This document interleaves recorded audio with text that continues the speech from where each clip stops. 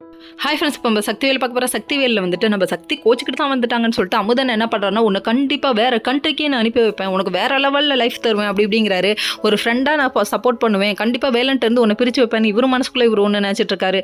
எப்பா எல்லா முடிவும் நீங்கள் தப்பாக தான் பார்ப்பீங்களாப்பா, ஏன்ப்பா இப்படி இருக்கீங்க அப்படிங்கிற மாதிரி இருக்குது. இப்போ தான் டேரக்டருக்கே ஏதோ கொஞ்சம் மனசு இறங்கி வந்திருக்காட்டுக்கு இவங்களை சேர்த்து வைக்கணும். அப்படிலாம் இல்லைங்க, கண்டென்ட் கிடைக்காம எப்படியோ சேர்த்து வச்சிருவோன்னு இவங்க பிளான் பண்ணிட்டாங்க. இந்த ஒரு விஷயத்தை வச்சே ஒரு வருஷமாக ஓட்டிட்டாரு. என்னையா இப்படி பண்ணுறீங்களே அப்படிங்கிற மாதிரி இருக்குது.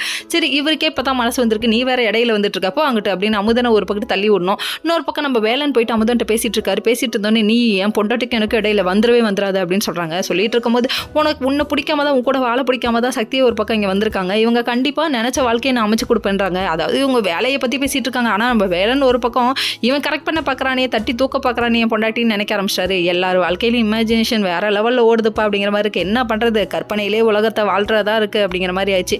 அதுக்கப்புறம் கடுப்பாய் காண்டாய் கர்ஜுக்கும் காண்டாம இருக்க மாதிரி இருந்துட்டு இவர் என்ன ஒரே ஒருத்த சொல்லிட்டாரு, ஏன் சக்தியை என்கிட்ட இருந்து பிரிக்க யாராலையும் முடியாது அப்படின்ற பக்கமாக டைலாக் அடிச்சிட்டாரு. இப்பெல்லாம் பக்கமாக டைலாக் அடிக்க முடியுது, ஆனால் அந்த பொண்ணை என்ன வெறுப்பேத்தன நீ அப்படிங்கிற மாதிரி தான் இருக்குது. சரி விடுங்க. இன்னொரு பக்கம் வந்துட்டு எப்படியாவது போய் கரெக்ட் பண்ணியே ஆகணும்னு சொல்லிட்டு இவங்க என்ன பண்ணுறாங்கன்னா, நான் என் பொண்டாட்டியை கரெக்ட் பண்ணி காதல் பண்ணி கூட்டு போவேன் இங்கேருந்து சொல்லிட்டு வேற லெவலில் டெக்கரேஷன்லாம் இம்ப்ரெஸ் பண்ண இவர் ட்ரை பண்ணிட்டு இருக்காரு. சரின்னு சொல்லிட்டு இவரு ஒரு பக்கம் ட்ரை பண்ணிட்டு இருக்கும் போது அங்கே ஒருத்தர் வந்துட்டு வெல்கம்னு சொல்லிட்டு ஒரு பூங்கத்தை கொடுத்துட்டாரு. இதை பார்த்துட்டு சக்தி நம்மளை விட்டு போயிடுச்சு மாப்பிள்ளன்னு சொல்லிவிட்டாரு. கூடயே சுத்திரியை செவ்வாழை இப்படி சொல்லாமா அப்படிங்கிற மாதிரி இருக்கு.